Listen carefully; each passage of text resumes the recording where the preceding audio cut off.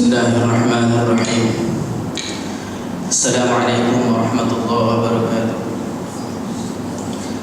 Alhamdulillah, bersyukur kepada Allah Subhanahu wa taala. Kita dipanjangkan umur kita pada malam ini, itu siang tadi hari Jumaat, petang yang mulia ini. Mudah-mudahan kita dirahmati Allah Subhanahu wa taala. Yang dihormati Tuan Imam kita Ustaz Syukran. Alhamdulillah. Seterusnya muslimin muslimat, hadirin hadirat yang dirahmati Allah Subhanahu wa taala, di mana perbincangan kitab yang saya telah pun baca beberapa bulan yang lalu, iaitu Maqasidus Shalah fi Maqasidus Shalah, iaitu benteng seseorang yang beriman kepada Allah Subhanahu wa taala daripada godaan syaitan dengan sembahyangnya, di mana ulama ini membahaskan, menulis sebuah kitab ini, betapa kajian beliau di dalam seseorang yang beriman kepada Allah dengan menunaikan sembahyang yang sempurna, maka dia akan mendapat benteng pertahanan dirinya daripada godaan syaitan, daripada akhlak-akhlak yang dikeji, daripada segala perkara-perkara kemungkaran, daripada perkara-perkara kemungkaran yang berlaku, yang kita sedia melihat apa akhir-akhir ini berlakunya bermacam-macam gejala-gejala maksiat, perkara-perkara yang kita tidak jangka boleh berlaku sedemikian rupa oleh ibu bapa kepada anak dengan perbuatan zina. Itu perbuatan yang dikeji dengan anaknya sendiri sanggup dia lakukan. Ini kerana apa, tuan-tuan hadirin hadirat yang dirahmati Allah Subhanahu wa taala? Kerana sembahyangnya tak tahu ke mana. Hadap tujuh sembahyang yang dianjurkan di dalam Al-Quran, seperti mana sembahyang yang dilakukan oleh Rasulullah sallallahu alaihi wasallam, di mana hadis Rasulullah sallallahu alaihi wasallam menyebut di dalam hadisnya, sallu kama raaitumuni usalli, sembahyanglah seperti mana aku sembahyang. Rasulullah bersabda dalam hadisnya, atau kama qala Rasulullah sallallahu alaihi wa alihi wasallam.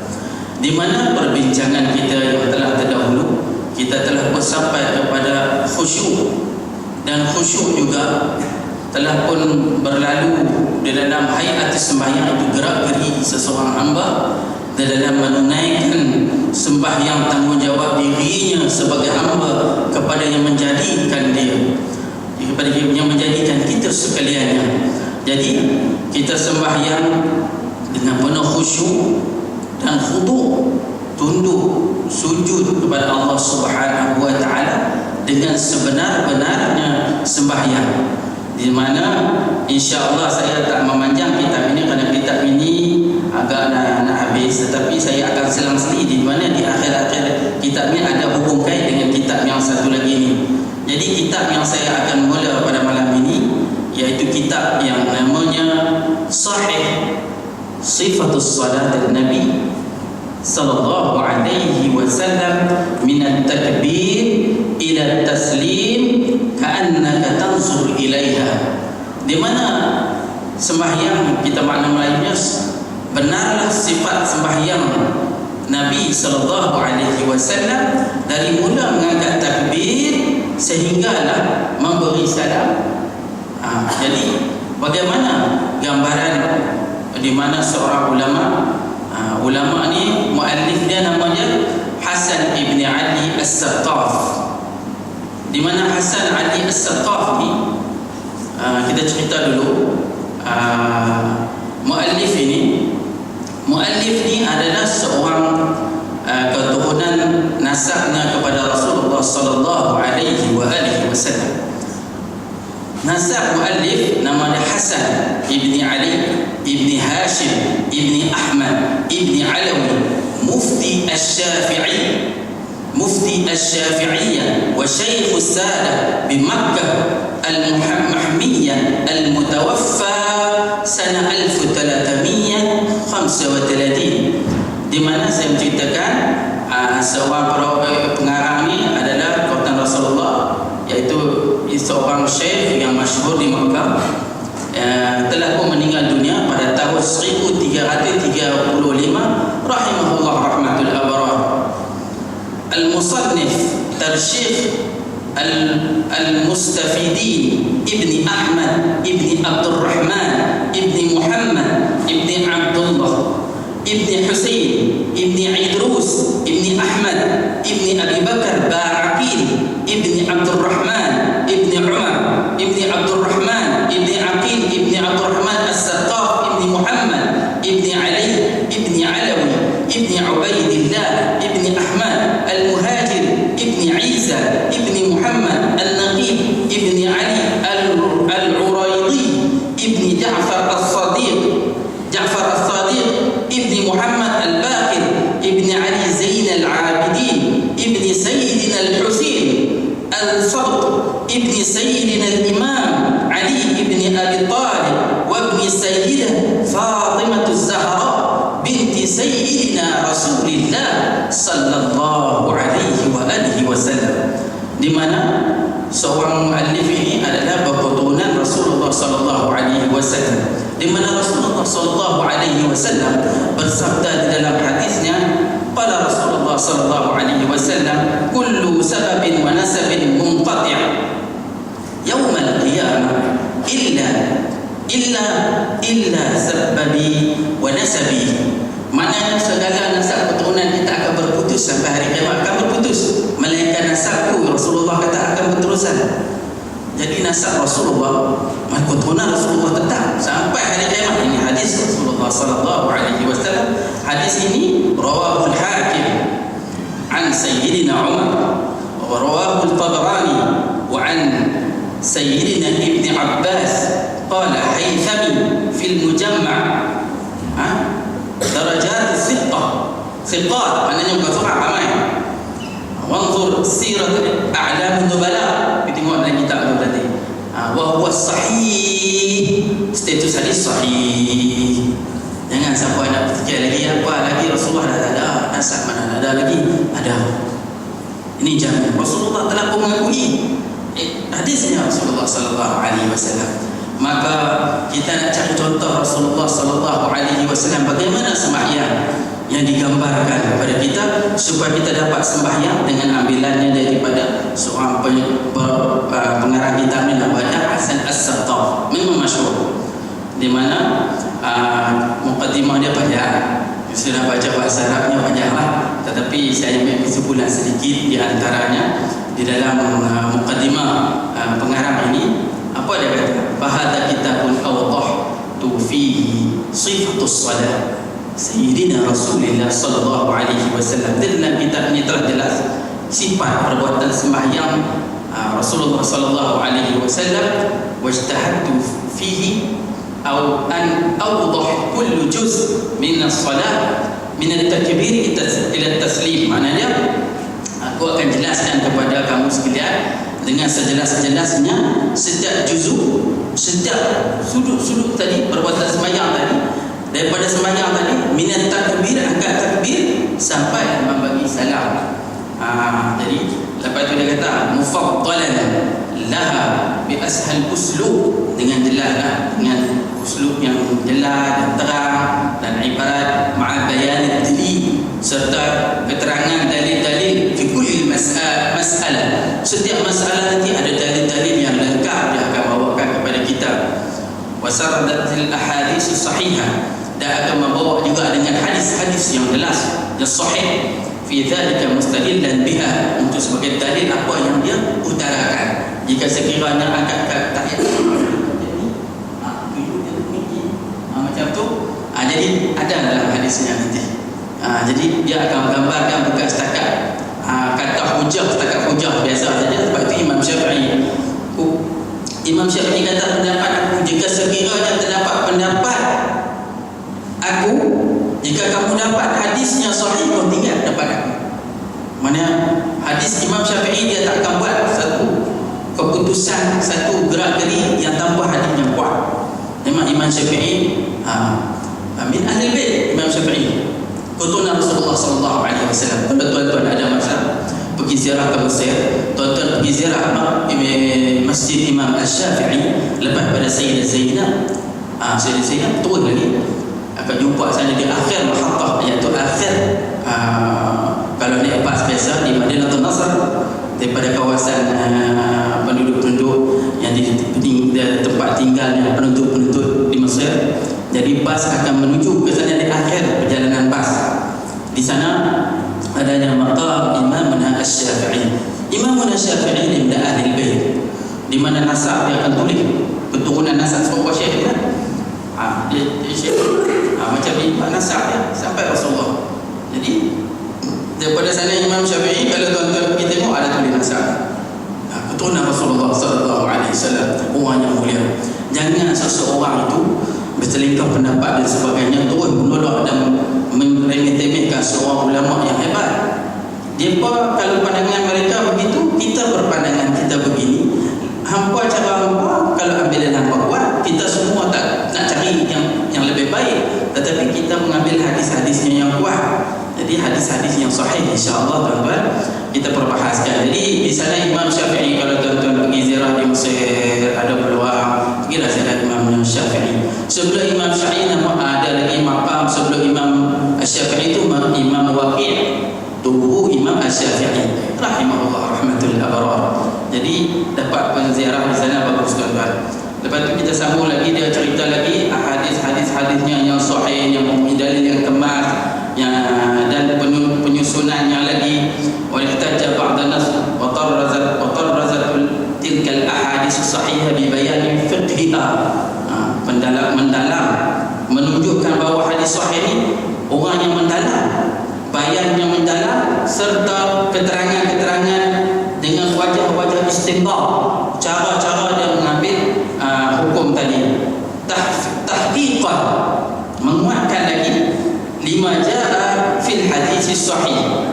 Wa man yuridillahu bihi khairan, al-Quran wa man yuridillahu bihi khairan an yufaqihu fid din. Dia kata siapa nak mendalam mencari kebaikan, maka mendalam dalam bidang agama, mendalam mempelajari ilmu agama, yufaqihu fid din.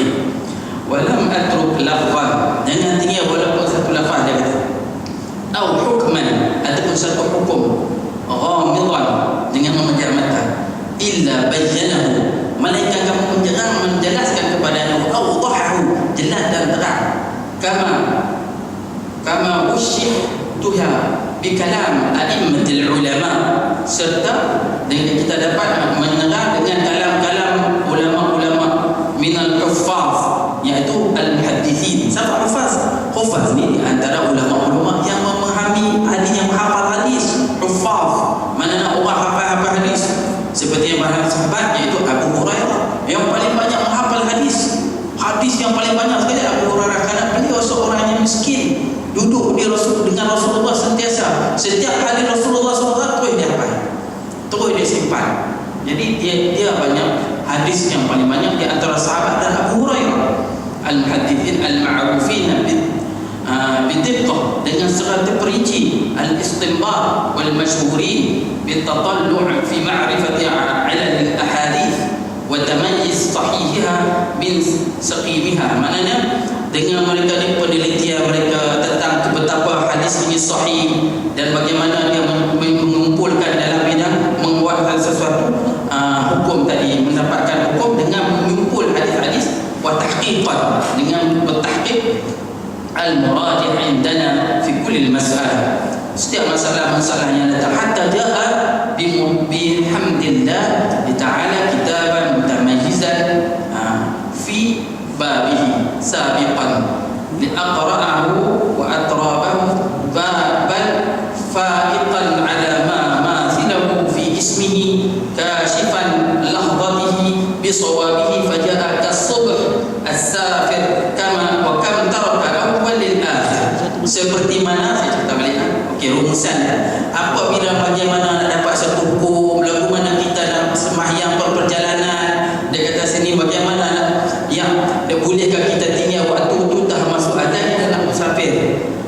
Kita boleh sembahyang lagi di tempat tu untuk nak buat jamak dan sebagainya, tak boleh tuan-tuan. Jika sekali Allahu Akbar, Allahu Akbar, waktu zuhur dah masuk, tiba-tiba kita keluar rumah, kita nak musafir dan kita nak buat jamak waktu zuhur kepada asar, ataupun zuhur asar kepada zuhur, jamak takdim namanya. Ketika tu tuan-tuan tak boleh buat. Kenapa? Azan dah berbunyi.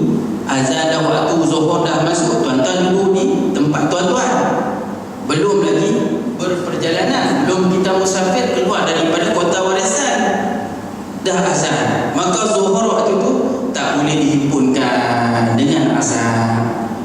Hanya boleh dia sembahyang takhir pun tak boleh. Dia kena sembahyang waktu zuhur tu, waktu tu masa dia belum keluar daripada kawasan tu. Kalau dia nak buat jamak takdim atau takhir, qasran atau ghair qasran, jamak dihimpunkan kepada qasar ataupun tidak qasar, tuan-tuan boleh, tetapi tuan-tuan keluar sebelum waktu azan zuhur. Ketika itu tuan-tuan boleh. Begitu juga ketika sebaliknya waktu hari Jumaat. Ini banyak yang masih lagi tak faham. Dia ingat boleh jamak hari Jumaat. Jika sekiranya waktu subuh hari Jumaat tu, katalah waktu Jumaat tu dia nak semayang Jumaat, dia nak tinggal, tetapi syarat dia kena keluar daripada kawasan kota warisan sebelum waktu azannya subuh. Jika sekiranya azan subuh dah belum kumandang, Allahu Akbar, Allahu Akbar, betul habis as-salatu khairun minan naum, habis semua azan tu berbunyi, maka dia tak boleh lagi Jumaat pada hari itu wajib bagi dia. Dan dia semayang subuh boleh semayang di luar pun, tetapi dia dah semayang di mana-mana saja subuh memang tak boleh jamak. Tetapi Jumaat pada hari itu adalah wajib baginya, dituntut wajib baginya. Contohnya airport KLIA. Airport KLIA adalah international, akhir hudud di antara Malaysia dengan negara-negara yang lain, akan berpergian, akan terbang umpamanya. Tuan-tuan akan terbang waktu itu adalah waktu zuhur, waktu Jumaat umpamanya, pukul 1, pukul 2 flight, pukul 3 kan. Maknanya Jumaat hari itu mungkin dia tak sempat sembahyang. Jadi apa dia nak kena buat? Dia kena keluar daripada kota warisan ini sebelum fajar, sebelum waktu azan subuh. Jika sekiranya dia dah keluar daripada kota warisan ini sebelum azan subuh, dia berada di terminal KLIA sebelum azan subuh, dia sembahyang subuh di KLIA, maka ketika itu Jumaat dia tak wajib dituntut. Wajib, dia tak wajib tuntut dah sembahyang Jumaat pada hari itu. Maka dia boleh buat di sembahyang zuhur dengan asar, jamak takdim umpamanya. Di sini yang dia ceritanya, kasubhil musafir wa kam taraka awwal wal akhir, tinggal yang pertama ambil yang akhir, akhir tinggal yang pertama. Kalau dia kena keluar awal berperjalanan. Wa'lam, lagi ini dia mukadimah ceritanya. Wa'lam birahmat yarhamukallahu ta'ala anna man ahammal umur din, mendalam tentang agama, alladhi yajibu 'ala muslim, ini adalah satu kewajiban setiap kita yang mengaku syahadah wa la ilaha illallah Muhammadur Rasulullah. Maka kita kena tahu, wajib bagi kita tahu, wajib kita belajar. Perkara sembahyang dia tak boleh lagi dah nak harap ke orang. Setiap mukallaf, setiap yang mengucap asyhadu an la ilaha illallah wa asyhadu anna Muhammadar Rasulullah, selepas dia mengucap dua kalimah syahadat, sembahyang wajib. Ketika itu dia kena pergi belajar. Mukallaf orang yang baru masuk Islam kena wajib dia belajar sembahyang. Yang dia tak meringankan, tetapi sembahyang wajib. Dia tak boleh lagi nak kata ini tak boleh. Dia kena belajar sampai ke Z, terutamanya sembahyang komplit. Kena tahu lagu mana gerak kiri, lagu mana hukum dia, lagu mana kita nak tinggal, nak jamak segala-galanya ni. Kita nak tinggal waktu Jumaat, kita kena keluar sebelum subuh. Kalau lepas 10 wajib Jumaat dia. Kalau dia lain dah, dia duduk sini dekat, dia kena lari cepat-cepat daripada sana. Melainkan orang duduk di Seremban semuanya, mereka keluar sebelum subuh, sampai dekat nilai, lepas ada nilai sikit, dia pada masuk subuh, apa lepas sembahyang lagi jalan. Maka wajib Jumaat pada hari itu tak dia wajib baginya, terangkan wajib. Jika sekiranya berlaku lagi dalam masalah yang lain, bepergian tiba-tiba tak boleh boleh nak semayang, air tak ada dan sebagainya, tayamum. Lepas tu kalau kata dia tayamum komplit, kalau kata dia ni sakit umpamanya, ingkutul marah-marah masalah itu ayat Quran. Jadi maknanya kita dalam perjalanan, kita ada satu lagi, ketika kiranya segar tak boleh nak semayang cara yang komplit, duduk berdiri. Selagi mana kita boleh berdiri, wajib kita semayang berdiri, tuan-tuan. Tak boleh ada di antara yang kita ni duduk terus atas kursi, sedangkan dia boleh berdiri. Dia boleh berdiri dulu. Dia nak semayang duduk terus, duduk dulu tak boleh, tak boleh. Semayang wajib tak boleh. Dia kena berdiri, Allahu Akbar. Lepas tu imam rukuk, dia rukuk. Lepas tu sami Allahu liman hamidah, baru dia duduk. Masa dia sujud, dia tak apa dulu. Macam ni. Masa dia qiyam tu sempurna, dia kira sekiranya dia boleh berdiri, wajib dia kena berdiri angkat takbir dia. Itu ada di antara jemaah yang sembahyang duduk terus, padahal dia boleh bangkit jalan pula. Dia sembahyang apa masa berdiri qiyam takbir pertama tu, dan seterusnya yang lain pun dia kena berdiri, kena berdiri, kena berdiri, dia tak boleh duduk, tidak sah sembahyang. Maka wajib dia qada balik. Umpamanya kita tak dapat nak sembahyang yang sempurna, maka apa dia ada satu lagi sembahyang namanya takrib, menghormati waktu dia bagi. Bila kita menghormati waktu, wajib tak kita sembahyang balik? Wajib kita sembahyang balik, qada balik. Tetapi kita menghormati waktu, duduk tak ada ayat, tak ada apa, tak ada, sembahyang boleh, Allahu Akbar, ada kiblat duduk pun tak apa. Tapi ihtiram waktu nama dia menjaga waktu tu. Wajib sembahyang, wajib sembahyang. Sampai takbir tak ada wudu, wajib sembahyang pula. Sembahyang tu betapa wajibnya sembahyang, tak boleh tinggal sembahyang lagi. Jadi kupasan dia kata tadi, wa qad jaa fil hadits thabit an sayyidina Rasulullah sallallahu alaihi wasallam annahu qala atani Jibril alaihi salam fi awwal ma awha ilayya fa'allamni wudu was-salat. Bersabda Rasulullah sallallahu alaihi wasallam, datang kepada Rasulullah sallallahu alaihi wasallam Jibril alaihi salam pada awal pertamanya diwahyukan kepadanya, iaitu macam mana nak berwudu, macam mana nak sembahyang. Fayambaghi liman aslam jadidan, dan wajib setiap bagi mereka yang masuk Islam baru, wa kadzalika man taba, dia telah bertobat ila Allah, kepada Allah Subhanahu wa taala, min asa, daripada perkara-perkara maksiat. Seorang muslimin tadi, asatul muslimin mimman kana tarikan lis-salat, kerana dia telah meninggal sembahyang di Islam, tapi dia tinggal kerana kemalasannya, maka ketika itu dia kena qada balik sembahyangnya. Ayujaddid taubat, maknanya dia kena memperbaharukan taubat dia. Dia tak boleh dekat sembahyang saja, dia kena taubat balik. Penyesalan di atas dirinya, penyesalan kerana dia tinggal sembahyang, maka dia sesal dengan segala apa yang telah dia lakukan kesalahan kepada Allah Subhanahu wa taala, yang mentaklifkan kepada dirinya untuk dia sembahyang, tetapi dia malas. Dia tidak engkar bahawa sembahyang itu wajib, tetapi dia malas. Dia kena bertaubat dan kena sembahyang qada. Dia kata tarikan lis-salat an yujaddid taubatahu wa an yuqbil ala ta'allum, mana dia menerima segala, kena belajar balik umur dinihi, semua perkara-perkara agama dia, allati min ahammiha as-salat, iaitu yang pertama paling pentingnya adalah sembahyang. Hasab kaifiyah manqulah, mengikut apa yang didatangkan kepadanya, manqulah lana an sayyidina Rasulillah sallallahu alaihi wasallam, allati 'allamaha ashabihi haitsu qala lahum sallu. Rasulullah kata sallu kama ra'aitumuni usalli, sembahyanglah seperti mana aku sembahyang, iaitu diriwayatkan rawahul al-Bukhari, oleh Imam Bukhari telah meriwayatkan hadis ini daripada siapa? Al-Malik ibn Huwairith. Seterusnya, wa hunaka umur muhimmah, iaitu perkara-perkara yang penting. Syekh kata umur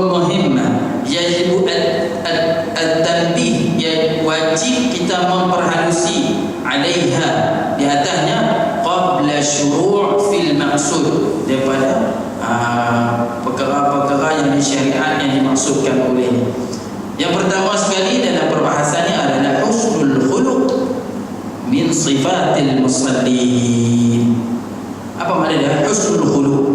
Perangai yang baik, akhlak yang baik, daripada seorang sifat seorang yang sembahyang yang telah pun makbul di sisi Allah Subhanahu wa taala. Perkara-perkara baik pada dirinya, lemah lembut percakapannya, berbudi bahasa yang baik, merendah diri. Ini perkara-perkara sifat-sifat linul jani, lembut. Dia kata yajibu an yakuna al-muslim, wajib di atas seorang Islam tadi al-musalli, yang telah melakukan sembahyang yang seperti mana Rasulullah kata sallu kama ra'aitumuni usalli tadi, min ahsanin nasi khuluqa, paling baik di antara semua manusia yang ada ni, perangai perbuatannya itu menunjuk bahawa sembahyangnya bagus, sembahyangnya bagus. Maknanya seperti mana Rasulullah kata dalam hadisnya Rasulullah, dia mempunyai perangai yang baik, sifat perangai yang baik. Dia kata yu'amil nas bil-lin, ya, bermuamalah, bercakap dengan orang lemah lembut. Dia kata was samahah. Samahah ni maknanya kalau buat silap kat dia apa semua tak apa, tak nak tikaikan, tak nak berpanjang ceritakan, buat kesalahan kat saya atau seorang kawan sahabat kita, dia sendiri pun tak petikai, dia diam, tak apa, Allah bagi yang baik, Allah bagi yang baik, dia doa lagi. Inilah samahah. Samahah ni dinus samahah dalam bahasa Arab, dinus samahah. Samahah ni dia tidak terlalu menuntut, buat silap untuk buat macam tu. Ini orang sifat yang baik. Dia kata wa nabilul hisalul hamidah, iaitu bersikap yang baik, berbudi pekerti, bercakap dengan baik, buat kebaikan banyak. Ini menunjukkan seseorang tu semayang dengan tahap yang bagus, akhlaknya bagus. Ini semayang di antara sembahyang mereka yang berjaya. Menunjukkan di sini fayakuna bainan nas kazahra, iaitu menunjukkan bahawa di antara manusia tadi kazahra, seperti mana bunga, an-nadrah tayyiban wa rifqan, bahasa rahim, wa tawadu'an, bahasa bunga yang segar kita lihat, diumpamakan baik. Kalau bunga tu wangi, cantik, bagus, cantik, bagus, baik. Wa rifqan wa tawadu'an, wa tawadu'an, maksudnya tawadu'an. Tawadu'an mana diri. Sebab apa?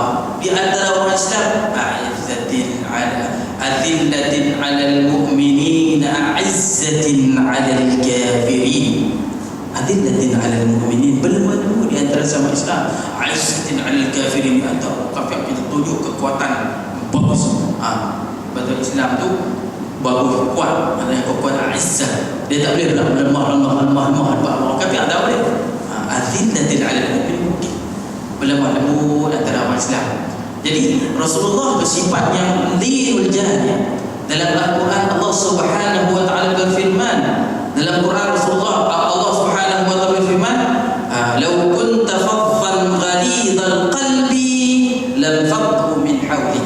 Jika sekiranya Rasulullah kamu bersifat angkuh dan sebagainya, tidak melemah lembut, orang akan lari, tak boleh nak sampai.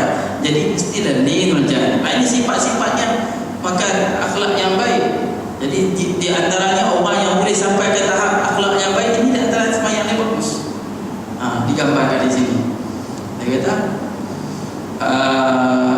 li'anna al-ulfa wal qawl al-hasan as-sadida thamaratul husnul khuluq wal hujra was sabab thamaratu su'ul khuluq, fa husnul khuluq yujibu ittihad wa ta'aluf wa tawafiq, wa su'ul khuluq wa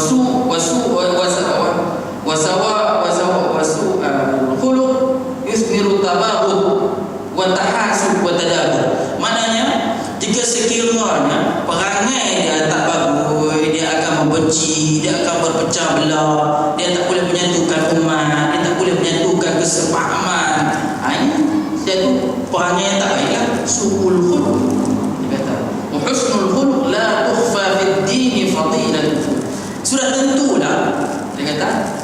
perbuatan yang baik tadi, perangai yang baik tadi tidak akan agama itu akan berkembang dengan baik dengan kelebihan-kelebihannya tadi.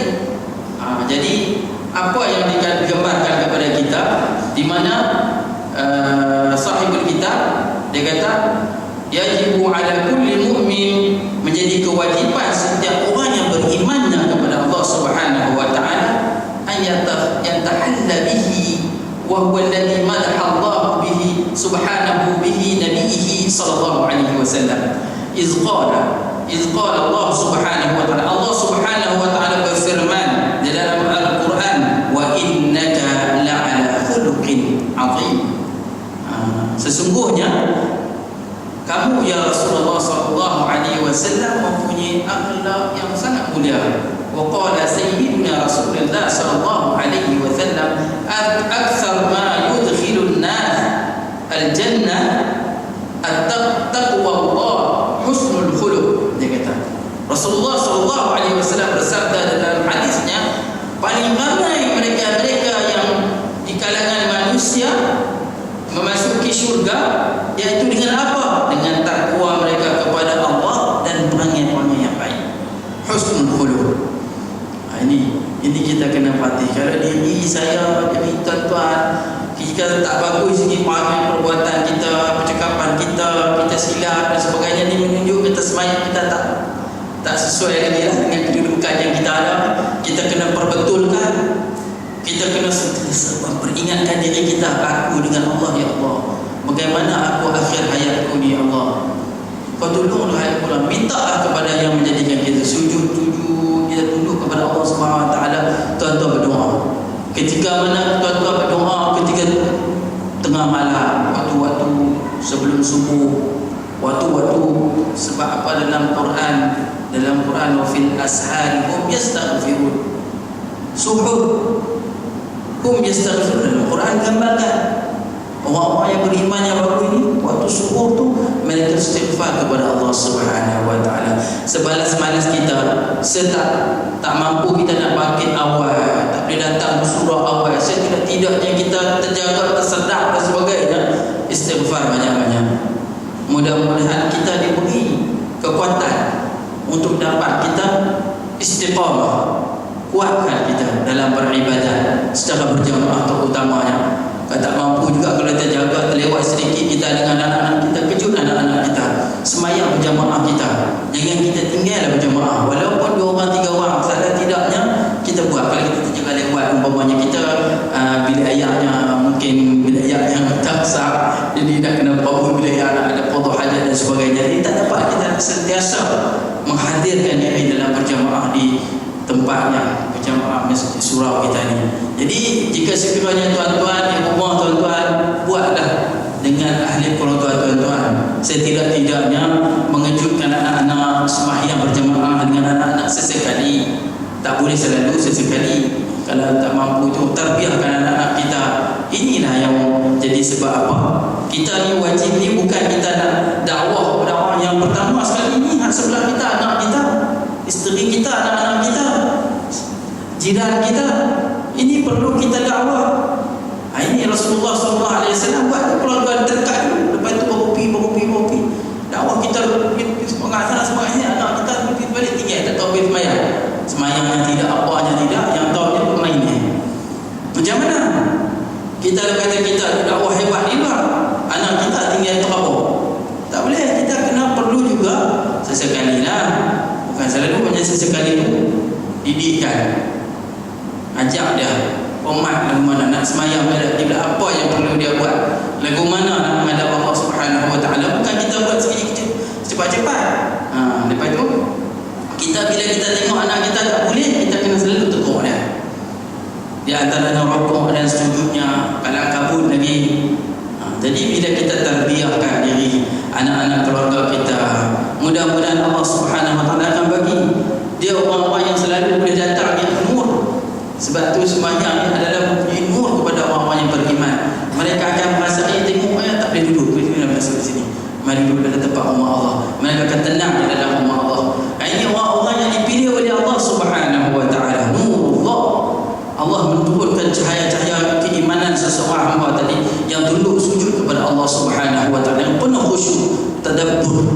setiap gerak-geri sembahyangnya, setiap lahzah duduk dalam sembahyang tu nikmat yang amat besar yang dia rasai. Itu sangat hebat. Kalau tak ada nikmat kita rasa sembahyang tu hanya cepat nak sudah, cepat nak selesai buat. Ini makna kita tidak ada lagi halawatul sakinah wal waqar, ketenangan kita nak menghadap Allah Subhanahu wa taala. Jadi kalau kamu ini mana sembahyangnya dah jadi tak merasai nikmat. Jadi bagaimana cucu cicit ni? Yang keturunan yang saya baca tadi, Zainal Abidin, sebelumnya Sayyidina Ali Zainal Abidin Sayyidina Al-Husain, anak pada Sayyidina Husain, cicit kepada Rasulullah sallallahu alaihi wasallam. Keturunannya di mana Ali Zainal Abidin dia sembahyang satu malam 1000 rakaat, khatam Quran 1000 rakaat sembahyang, boleh duduk sembahyang sampai lama-lama. Apa yang dia boleh power kat dia? Sebab dia sembahyang tak seperti kita sembahyang tak merasa. Mereka sembahyang mungkin tak ada perasaan mereka duduk dan sembahyang tu nikmat yang luar biasa. Bagaimana kita nak dapat tahap macam tu? Kita tak boleh lagi. Boleh nikmat hasab ala sembahyang tu dah satu ibadat yang paling hebat, tidak ada lagi yang hebat selebih daripada sembahyang yang ditinggalkan oleh Rasulullah sallallahu alaihi wasallam. Kenapa? Kalau rosak, sebab tu dalam kata hadis dia, man taraka solat faqad hadama ad-din. Rosak segala-galanya habis. Agama ada hancur kalau sembahyangnya tak betul lagi. Baik. Dan sembahyang ni penentuan kita. Kalau kita sembahyang penuh sakinah wal waqar, tenang, tak kalu-kalu nak pergi sudah, tak kelang-kabut nak terlari-lari, maka ini menunjukkan kita dah sampai sikit-sikit tahap nikmat dalam sembahyang tadi. Rasailah nikmat dalam sembahyang tuan-tuan masa mana? Tuan-tuan bagi tengah malam, waktu pukul 3 pagi pukul 4 pagi boleh jaga sembahyanglah malam. Buat di rumah ni tak ada siapa nak tahu apa. Dia dengan Allah, nikmat dia bertambah waktu tu sujud rakaat sujud Allah berdoa selalu. Bagaimana aku ni nak menghadapi akhir hidup aku lagu mana? Ya Allah, bagilah aku dapat dengan lafaz la ilaha illallah Muhammad Rasulullah, dengan penuh keimanan, keyakinan kepada Allah Subhanahu wa taala, yang husnul khatimah, minta ada husnul khatimah. Di dalam hadis yang saya baca, yang telah ada kitab ini, dalam kaitan yang saya monti ni, saya dah buka kitab ni balik.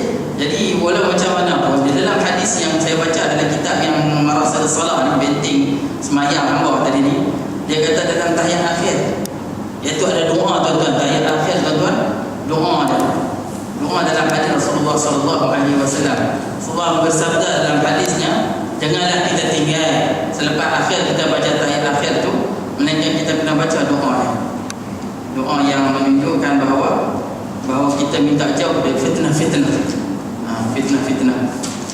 Mana? Syarat daripada hadis Rasulullah sallallahu alaihi wasallam, hadisnya warada min hadis Muhammad ibni Abi Aisyah an Abi Hurairah radhiyallahu anhu qala Rasulullah sallallahu alaihi wasallam, idza faragha ahadukum min at-tashahhud al-akhir, apabila mengakhir seseorang hamba dengan Allah Subhanahu wa taala akhir, selesai sampai dengan tafil alamin innaka hamidum majid, fal yata'awwidh, maknanya dia minta berlindunglah. Rasulullah kata minta berlindunglah min arba', daripada 4 perkara. Apa dia? Min azab jahannam, daripada azab jahannam, wa min azabil qabr. Kita tahu dah azab kubur yang kita akan hadapi setelah kita mati. Kita dah berdoa dah. Last sekali ni penutup ni. Habis dah kita dalam ibadat satu hari ni, sembahyang zuhur, sembahyang asar, kita akhir kita minta 4 perkara ni. Dia kata min azabil qabr, azab kubur yang tak terhingga lah, orang akan merasainya setiap yang mati. Min fitnatil mahya wal mamat, fitnah kehidupan kita dan kita mati nanti. Wa min fitnatil masih dajjal, yang bahaya yang ini. Maknanya fitnah dajjal, dia kata. Sahih. Hadis apa ni? Hadis ni adalah hadisnya hadis dhaif ke apa tak? Hadis sahih. Rasulullah SAW bukan nak kena kata fikir lagi. Ini hadis doa baca.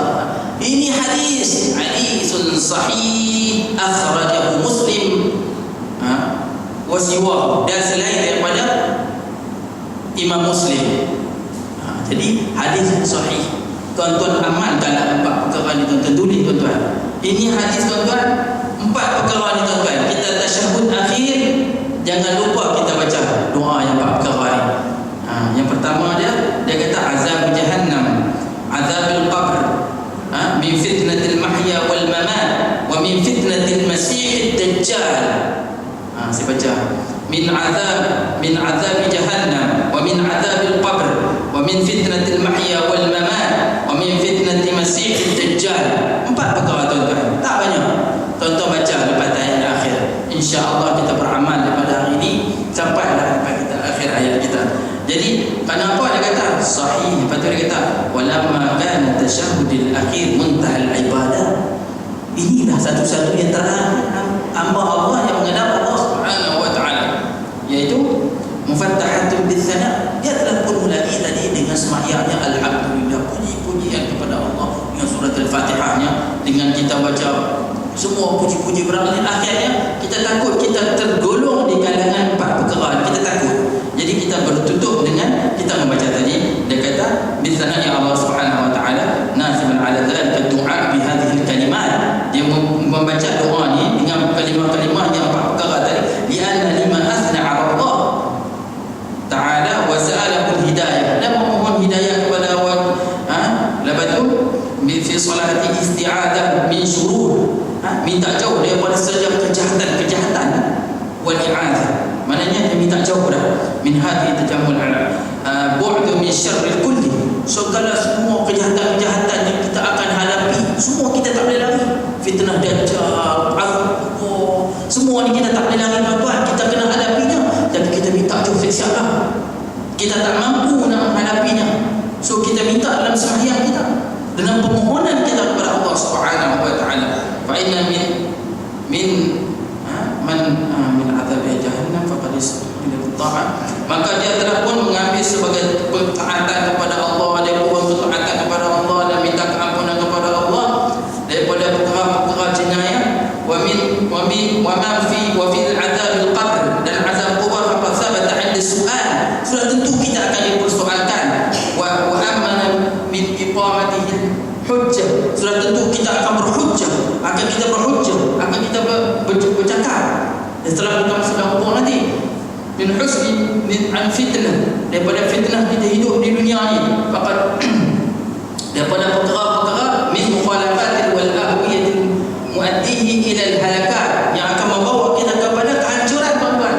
Jadi inilah 4 perkara yang kita telah sebutkan tadi untuk menjaga kita supaya kita sempurna. Kita telah pun dipemohon kepada Allah Subhanahu wa taala istijabah Allah. Tunggu satunya adalah mustajab sahaja tuan-tuan. Selalulah kita baca, mudah-mudahan penghujung penutup sembahyang kita yang telah pun kita mula dengan kita puji kepada Allah, kita tunduk, kita subhanallah semua ni, dengan akhir dengan doa ni. Tuan-tuan, waktu dah masuk kan?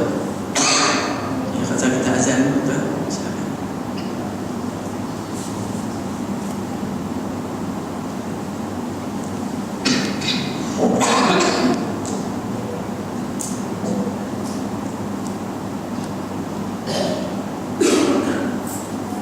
Allahu Akbar, Allah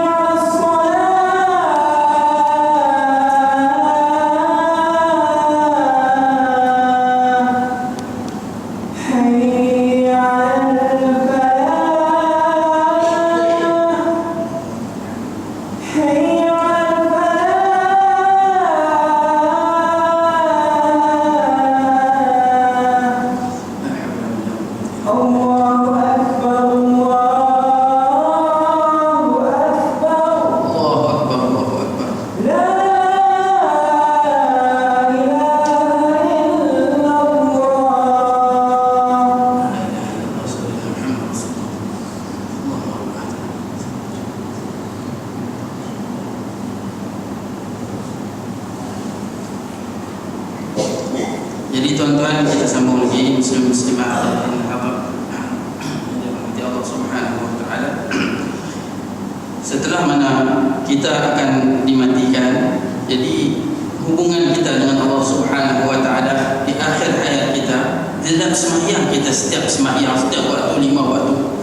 Jadi kita hujung kita minta jauh daripada semua yang kita sebut tadi, 4 perkara tadi. Itulah perkara yang paling penting kata Syekh ini untuk kita selamat. Jadi kita dah puji kepada Allah Subhanahu wa taala, kita mohon selalu, berdoa selalu, mudah-mudahan kita terhindar daripada fitnah mahya wal dunia dan azab kubur, dan yang terakhirnya adalah Dajjal. Dajjal ni walaupun kita tak nampak ada lagi, tapi kita dah tahu dah betapa bahaya fitnah Dajjal ini. Dia akan merosakkan akidah umat manusia, daripada orang itu beriman kepada Allah kepada kufur, keluar daripada Islam. Kan Rasulullah SAW kathiratus idra' wal ibtihal. Ibtihal ni kaum Arab banyak ibtihalan. Mereka memuji-muji kepada Rasulullah SAW dengan kebesaran Allah Subhanahu wa taala. Ibtihalan masa dulu Mesir tu, waktu-waktu hari-hari Maulid Rasul umpamanya, hari-hari ihtifalat yang resmi ya, mesti ada ibtihalannya dengan nada yang tinggi. So hari itu kita ada syekh yang datang tu yang daripada Fadli yang buat hari itu qasidah pun yang disebut itu di antaranya lah, daripada yang kita marhaban. Jadi kita dengan burda-burda. Jadi ini perkara-perkara ibtihalan yang Rasulullah SAW tersebut ni suka daiman selalu memuji kepada Allah Subhanahu wa taala. Ila Allah daim su'al ila Allah. Selalunya ibtihalan ni selalu berdoa, bersoal, bermohon kepada Allah perkara-perkara yang supaya kita tak lalai kepada Allah Subhanahu wa taala, minta kita diampunkan kepada Allah Subhanahu wa taala. Ini Rasulullah suka. Lepas tu mahasinil akhlak, dengan adab. Kita adab dalam rumah Allah. Di antara yang saya ingin memperingat juga adab dalam rumah Allah. Ramai lagi yang masih lagi menganggapan serupa saya di luar dan di dalam rumah Allah. Sebenarnya dalam rumah Allah ni adab tuan-tuan.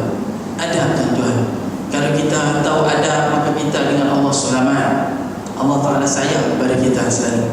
Kerana adab ni di antaranya, sampai kita nak mewar-warkan kehilangan barang pun tak boleh dalam rumah Allah tahu. Dan hadis ada dalam kitab fiqh banyak menyebutkan Allah Ta'ala akan menghilangkan barang. Bukan boleh duduk iklan barang-barang hilang dalam tempat Allah Allah, bukan tempatnya ni iklan perkara macam tu pula. Perkara program itu tidaklah disalahkan, itu untuk kebaikan. Tetapi hak kita, maksudnya kita tidak boleh mencerita kehilangan, saya hilang barang ni sekarang dalam rumah Allah. Jadi takut hilang seluruh punya duit. Itu kita takut tu.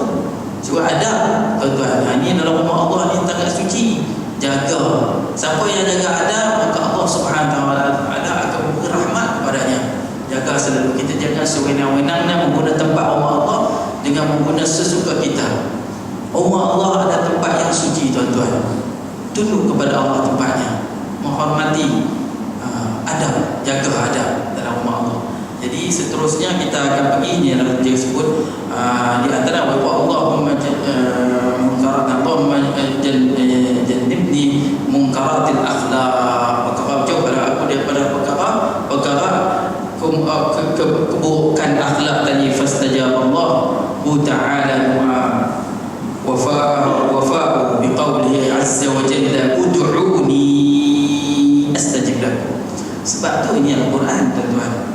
Sebab ni kita selalu dalam sembahyang, lepas kita baca doa, kita baca doa ni sembahyang. Sebabnya mengambil daripada Rasulullah SAW, daripada Allah Subhanahu wa taala firman ud'uni astajib lakum. Kita baca doa, kita pun dimustajabkan doa kita. Fa anzalallahu alaihi al-Quran. Al-Quran diturunkan, ayat Quran. Adab, betapa adabnya. Bila kita sebut hak tu dulu, kita ayat Quran kita baca. Wa qala rabbukum ud'uni astajib lakum. Baru kita baca doa. ayat Quran kita baca, amalkan. Perkara-perkara semuanya telah pun disusun, di mana Syekh ni dia susun semua, dia rangkai siap-siap perkara-perkara yang akan menghubungkan seorang hamba kepada yang menjadikan kita fakana khuluquhul Quran, maka perangai dia perangai Al-Quran. Wa qala Sa'd ibn Hisham daqaltu ala sayyidah Aisyah radhiyallahu anha wa an abiha fasa'altaha an akhlaq, bertanya tentang akhlak Rasulullah sallallahu alaihi wasallam. Faqala amma taqra al-Quran, apakah kamu tak baca Quran ke? Bertanya lagi akhlak Rasulullah, baca Quran tak kamu ni? Qultu bala, bahkan saya baca, dia kata. Qala kana khuluqur Rasul sallallahu alaihi wasallam al-Quran. Dalam Al-Quran tu Allah Subhanahu wa taala dah tunjuk dah betapa banyaknya dalam Al-Quran Allah Subhanahu wa taala menggambarkan akhlaknya Rasulullah sallallahu alaihi wasallam. Jadi kita akhirkan sampai tahap ini dulu. Insya-Allah kita akan sambung lagi dalam akan datang insya-Allah pada majlis pengajian yang akan datang. Kita akan sambung tadi wa inna ma addabahu Allah bil Quran bimithli qawlihi ta'ala khudhil 'afwa wa'mur bil 'urf wa'rid 'anil jahilin. Sadaqallahul 'azim. وقال ربكم ادعوني استجب لكم. اعوذ بالله من الشيطان الرجيم. بسم الله الرحمن الرحيم. الحمد لله رب العالمين حمدا حامدين حمدا شاكرين حمدا ناعمين حمدا يوافي نعمه ويكافئ مزيدا. يا ربنا لك الحمد كما ينبغي لجلالك العظيم سلطانك. اللهم صل وسلم وبارك على سيدنا محمد وآله كما لا نهاية لكمالك وعدد كمالك. اللهم صل صلاة كاملة وسلم سلاما تاما على سيدنا محمد الذي تنحل به العقد وتنفرج به الكرب وتقضى به الحوائج وتنال به الرغائب وحسن الخواتم ويستسقى الغمام بوجهه الكريم وعلى آله وصحبه في كل ذبحة ونفس بعدد كل معلوم لك. اللهم تقبل منا صلاتنا تامة واغفر لنا ذنوبنا عامة ولا تعذبنا إلى يوم القيامة. اللهم اجعلنا من التوابين واجعلنا من المتطهرين واجعلنا من عبادك الصالحين. اللهم ألف بين قلوب المؤمنين. اللهم ألف بين قلوب المؤمنين. اللهم ألف بين قلوب المؤمنين. اللهم انصر الإسلام والمسلمين في كل مكان يا رحمن يا رحيم يا ذا الجلال والإكرام. اللهم أصلح ديننا. اللهم أصلح ديننا وعصمة أمرنا. ربنا فاغفر لنا ذنوبنا وكفر عنا سيئاتنا وتوفنا مع الأبرار. رب اجعلنا مقيم الصلاة ومن ذرياتنا. ربنا وتقبل دعاء. ربنا آتنا في الدنيا حسنة وفي الآخرة حسنة وقنا عذاب النار وقنا عذاب النار وقنا عذاب النار. ربنا تقبل دعاءنا إنك أنت السميع العليم وتب علينا إنك أنت التواب الرحيم. سبحان ربك رب العزة عما يصفون وسلام على المرسلين. الحمد